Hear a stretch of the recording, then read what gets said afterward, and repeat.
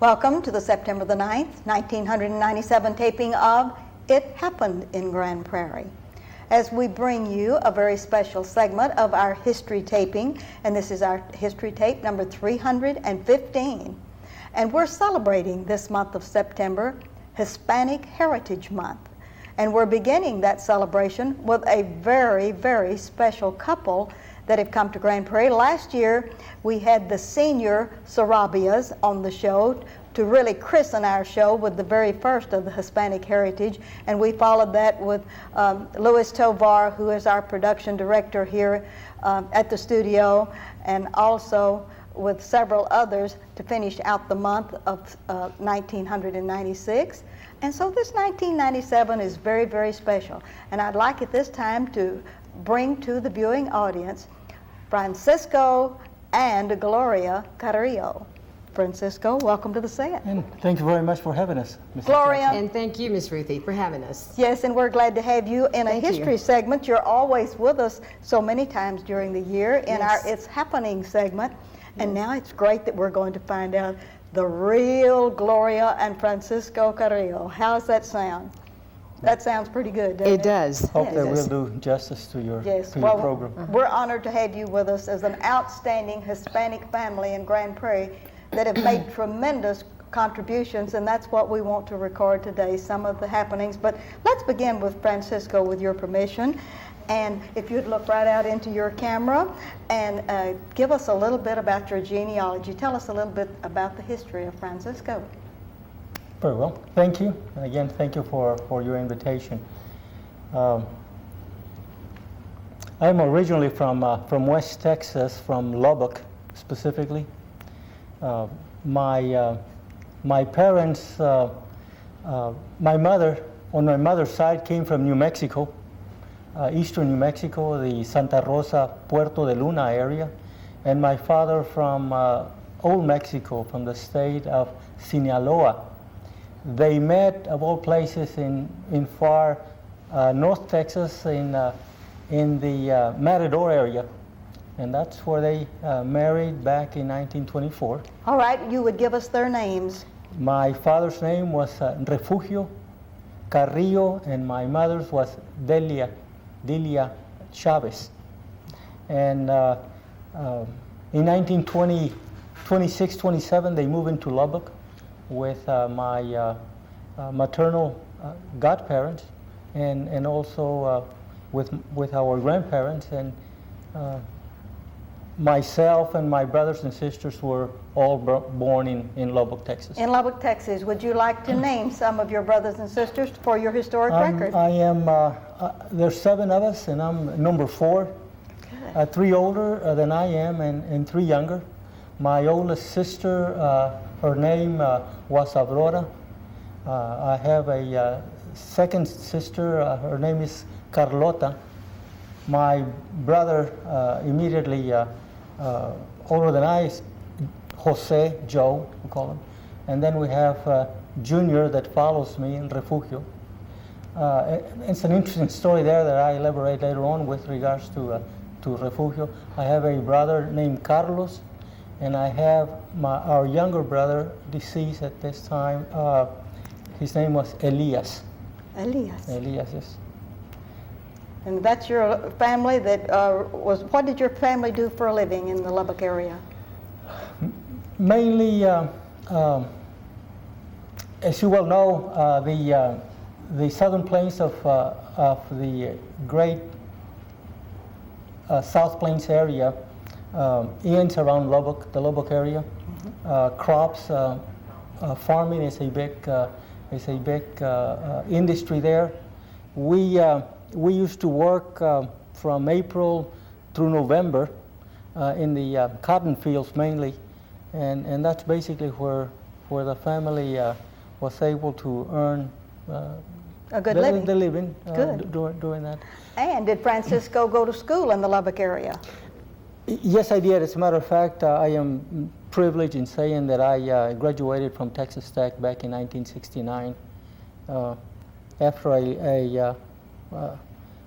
I was able to cram a 4-year program into 10 years, Excellent, And excellent. it just took a lot of persistence in Yes, being it able to bring did. this thing about. Yes, it did. And as you were going to school in your younger ages, and of course working the fields and then coming in and not being able to do as much in your schooling, were there certain people or certain teachers that really did encourage you, and especially when you got to the university level, when you said, I've just got to get my degree, or I just want to get my degree? Who were the motivating people in your life, Francisco? I think like everybody else, no man is an island, and there's so many people, teachers of course, but my main motivator was my mother. Your mother. My mother, she knew that. That's Delia. Yes.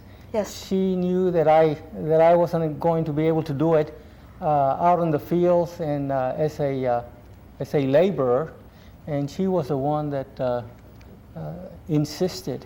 Yes. That I stayed in school. I was, by the time I graduated from middle school, the 9th grade, I was ready to drop out because seemed to be the custom.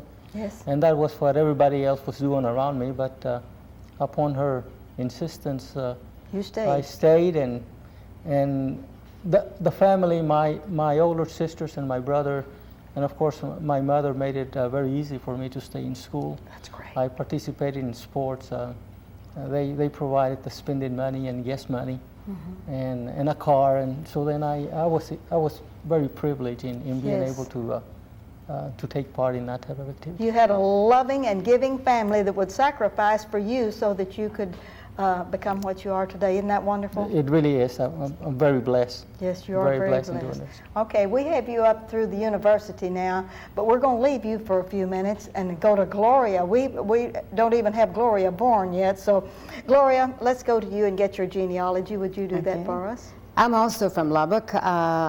I have 3 sisters. Your maiden name? And my too. maiden name is Otero, and my mother, my father was killed in a work accident when I was 3 years old. His name was Guillermo Otero. My mother's name is Felipa Rivera. And when my father was killed in the work accident, a couple of years later, she remarried, and his name was Domingo Cantu. And he adopted us. So all the way through school, I carried the name of Cantu, but my maiden name is Otero. And I was born in Lubbock. How about brothers and sisters? I have 3 sisters, no brothers. I have, I'm the oldest in the family of 4 girls. I have a sister, Chris. I have a sister, Ines, and my baby sister is Sandra. All right. Yes. Are they in And, the Lubbock area? My sister, Sandy, is in Corpus. My sister, Chris, is in Lubbock. And my sister Ines is also in Corpus. All right. And your father that was killed, of course, that was certainly a tragedy for a 3-year-old little Yes. wonderful girl. Going to school in the Lubbock area, tell us a little bit about your early school life. I went to school in Lubbock, Texas. Initially, the school was called Guadalupe Elementary School. I went there for, I guess, all the way through grammar school. And after my mother married Cantu, they were involved in a business where they would send workers to work in the sugar beet fields in Colorado and up in the north. And they did that for a while, and then I guess through saving or whatever, they were able to come up with enough funds to set up some stores. We had some retail stores in Health Center and in Plainview. Great. And we did that through my middle school, and then we wound up in Phoenix, Arizona. I went to school in Phoenix and Buckeye, Arizona. Moved back to San Antonio and wound up graduating from high school in San Antonio. And I went to Lubbock Christian College. Any special teachers, say in San Antonio or in the other areas, that really encouraged? I think mainly it was like Francisco, my mom, because she was very, very insistent that we go on to school. One of the things that she always said is, you know, education is something that no one can ever take away from you. We moved quite a bit. I went to a different school every year that I was in high school. So in reality, I really can't trace any deep roots to an educator. Yes. It was my mom, and when I was like a sophomore in high school, she decided to go to nursing school. And she went to nursing school, didn't have a high school diploma, and it was required. And by the time they found out in nursing school that she didn't have a high school diploma, she was their #1 student in the class, so they couldn't get rid of her. So she's just been a, real strong, that you're going to go to school. And I went to Lubbock Christian, I went to Texas Tech. In fact, Francisco and I took a few courses together when we were dating, and I wound up eventually getting my degree from Dallas Baptist University here in Dallas. And you met Francisco at Lubbock? Yes. Yes. I met him in Lubbock. I was At Texas 17 years old. Yes. Right after I graduated from high school, I met him, and we dated off and on, mainly off, I think, about 7 years. And we got married on March 27 in 1965. And where were you married? We were married at St. Joseph's Catholic Church in Lubbock, Texas. In Lubbock, Texas. In Lubbock, Yes. Texas. Oh, isn't that Yes. wonderful? All right. Now we have you together and married. Was he a pretty hard young man to catch, Gloria? It took me 7 years to catch him. Yeah, he was hard. Yes. Yeah. He was tough. He was handsome, and All the girls after him. Yes. It was exciting time. yes. Both of you are very kind. That wasn't the case. I chased her for 7 years until she caught me. Oh, that's good. That's good. All right. And now that we have both of you together in Lubbock, what happened after Lubbock, Francisco? I graduated from Texas Tech in '69, as I mentioned earlier. If you all remember, back in May 11th of 1970, we had that huge tornado yes. that went through, especially the northern part of the city. We were in that neighborhood. That evening, I was on my way out of town, but I stayed in, trying to get ready for another flight, another later flight. But in a matter of a minute and a half, there were 17 families, 17 houses in our city block, and a minute and a half later, there were only 2 hours and the next door neighbor. And your house was spared. Yes, it's a miracle. Yes. There were 27 people from our area that they were killed through the tornado. That's tragic. One of the things that happened, I was working with the West Texas State Upward Bound program at the time, Educational Talent Search Upward Bound, and through that effort, we made some additional contacts in Washington, D.C. And in 72, 73, we were offered a job in Washington, and the family moved there then. Yes, and you were excited about Washington, Gloria? Well, I really wasn't too excited because I had a wonderful job. I was working with a law firm. Law has always interested me. Yeah. And I was working with the law firm of Splon Law Offices Incorporated. And I had a great job. The pay was good. And I was really established. We had just gotten our house fixed after the tornado, so I wanted to stay in Lubbock. But Francisco was offered an opportunity with the Department of Health, Education, and Welfare, and it was an excellent opportunity for him to go and work there. He had also wanted to maybe work with the Department of State.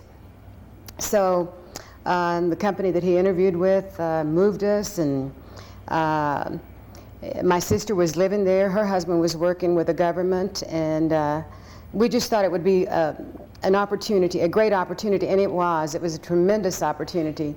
We lived in Alexandria, Virginia. We were there for about 4 years, and it really opened up our eyes to what was out there. I mean, you're talking to young people from West Texas that had really never been much of anywhere. Yes. So can you imagine from West Texas to Washington, D.C.? Oh, that was tremendous. It was a tremendous change. It was a tremendous change, but it was a very exciting, very challenging, and I think that we really benefited, both of us, from that experience. Working in Washington, D.C., what kind of a change was that from the Texas Tech up to the big time? I mean, really big time, Francisco. My experience were different from that of Gloria. I was hired by this national firm out of Washington, D.C., but to my surprise, that same week that I moved the family to Washington, D.C., I was given an assignment to work in the Southwest. So I moved the family to the Washington area, and then I was assigned to work the Southwest area. My area of operations was from an 11-state area, from the Mexican border all the way up to the Canadian border. Mm-hmm. So I stayed half of the time up in the air, flying from place to place. It was really an exciting and very challenging opportunity. But after about 3 years of doing that, it started getting old and tiresome.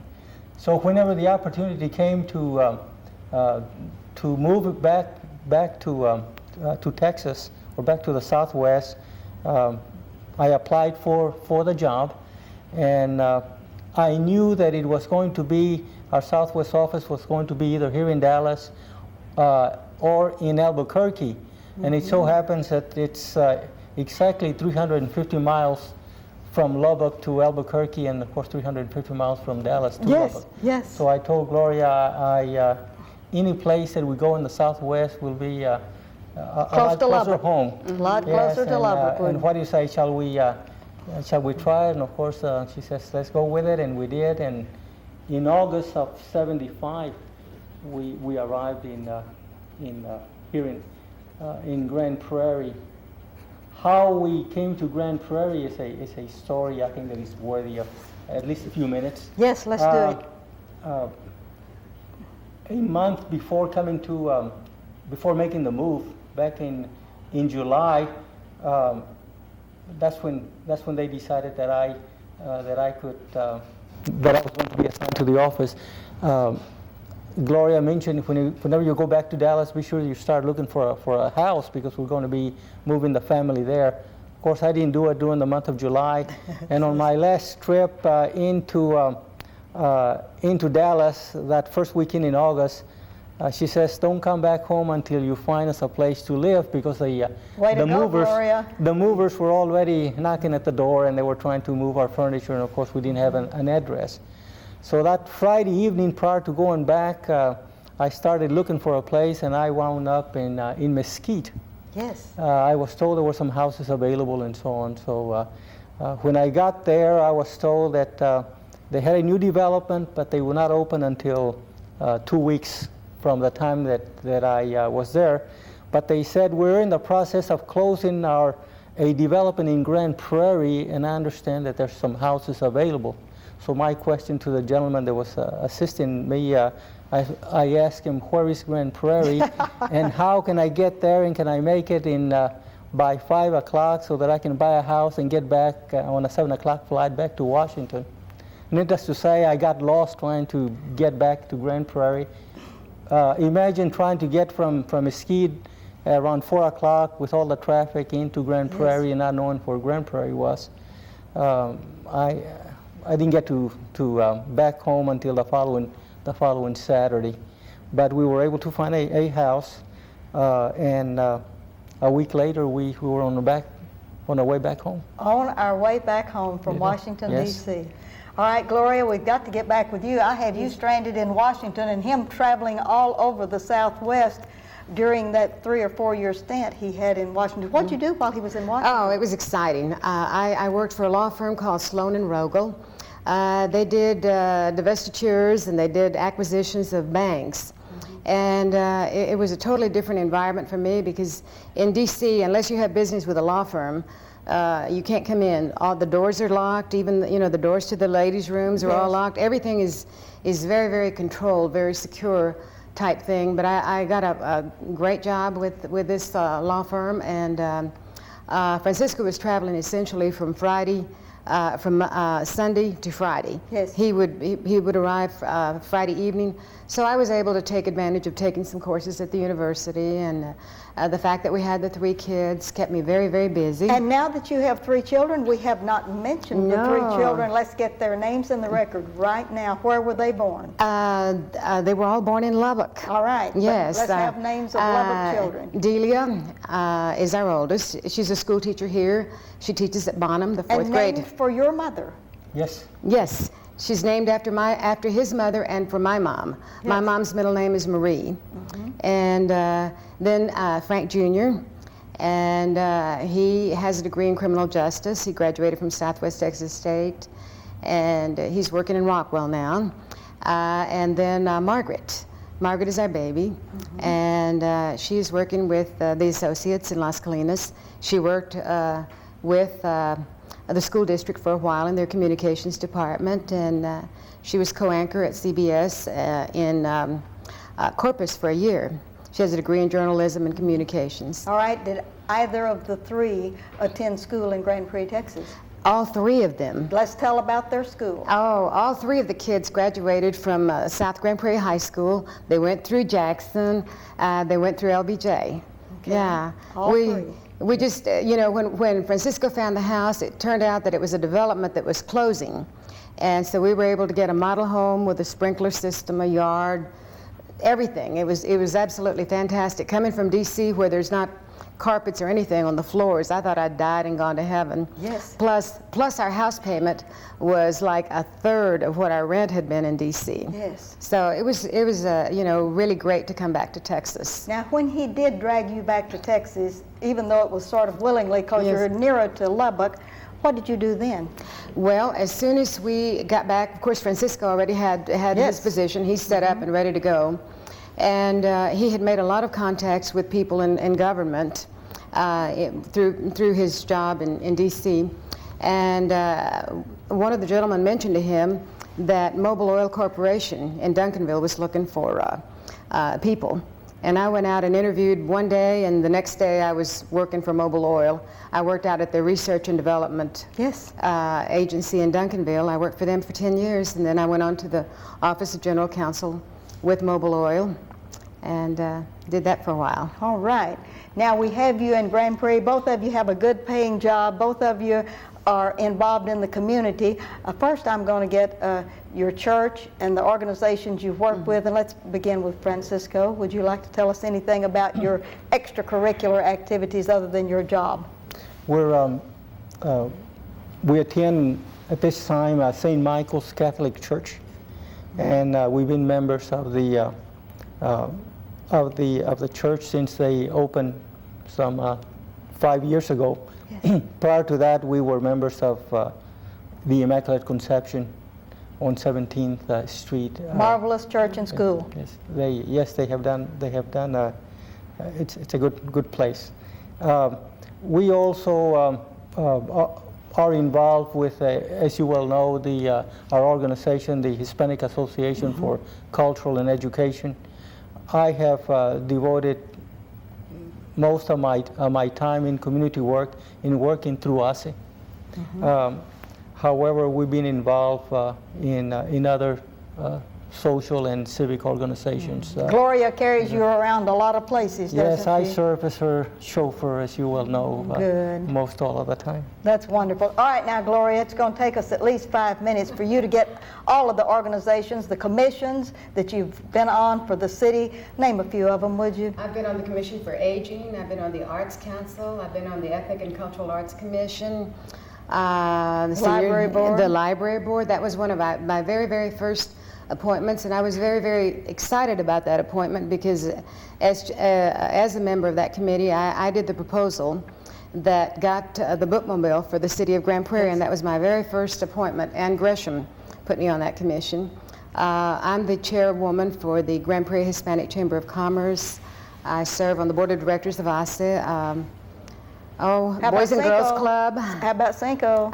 Cinco de Mayo chairperson for the last 10 years, I think. I've been involved in raising scholarship dollars for young people in Grand Prairie for at least 10 years. The Ford Foundation honored me as their recipient in 1993 for my volunteer work in the community.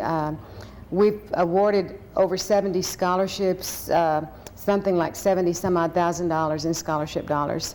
So I'm very, very excited about that. We have a dance group that we started. Francisco and I used to dance with the ASE Ballet Folklorico. We have right now 26 young people involved in that, and we just picked up a big sponsor. Wells Fargo has given us a big grant to provide clothing for these kids because the costumes are so Tremendous. So tremendous. Each costume is in the neighborhood of $150 to $300. So it's a big expense for the family. So those are, a few of the things that are very near and dear to my heart. Obviously, during the time that the kids were in school, we were on PTA, every PTA that all the way through school, involved in every activity that they were involved in.